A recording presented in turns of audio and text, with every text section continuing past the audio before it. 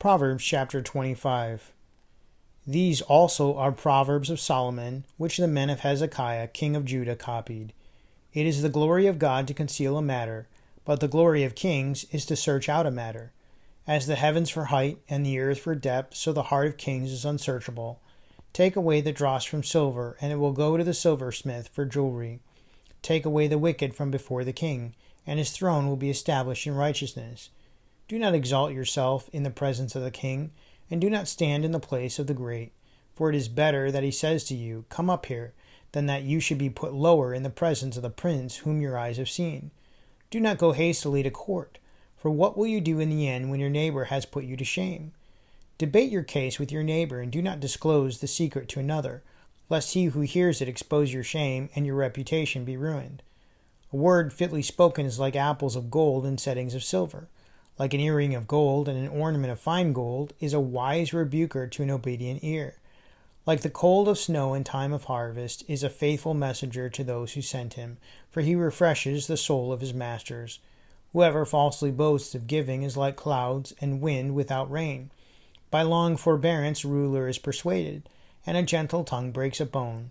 Have you found honey? Eat only as much as you need, lest you be filled with it and vomit. Seldom set foot in your neighbor's house, lest he become weary of you and hate you. A man who bears false witness against his neighbor is like a club, a sword, and a sharp arrow.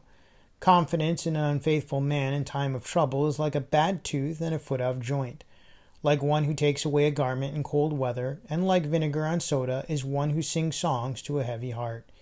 If your enemy is hungry, give him bread to eat, and if he is thirsty, give him water to drink. For so you will heap coals of fire on his head, and the Lord will reward you. The north wind brings forth rain, and a backbiting tongue, and angry countenance.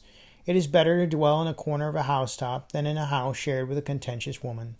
As cold water to a weary soul, so is good news from a far country.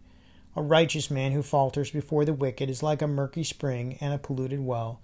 It is not good to eat much honey, so to seek one's own glory is not glory. Whoever has no rule over his own spirit is like a city broken down without walls. Here in Proverbs 25, verse 16, it says, Have you found honey? Eat only as much as you need, lest you be filled with it and vomit. So I don't know about you, but I love honey.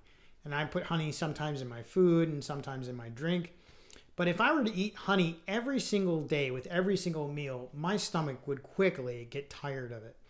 Well, this is a great description, this verse, of what gluttony is. Proverbs talks about gluttony several times throughout the book, but here it actually describes what gluttony is. Gluttony is really taking something good and indulging in it way too much. Overindulging, in fact. Having it whenever we possibly can, and even more than that. Now, just to clarify, gluttony does not necessarily have to do with just food. It can be any pleasure in our lives that we overindulge in. Now, gluttony is a sin, and all sin leaves a mark in our lives. Sometimes it leaves a stain behind, but it always leaves some kind of mark. Now, this mark might be a lack of discipline. It might be a lack of self-control. It might be a change in our body or in our health, but regardless, it leaves a mark. Now, God provides for our needs. He purposes to take care of us. But we need to consider where our needs stop and where our wants start. We need to be careful because sometimes when we get too much into gluttony, it leads to other sins as well, like laziness.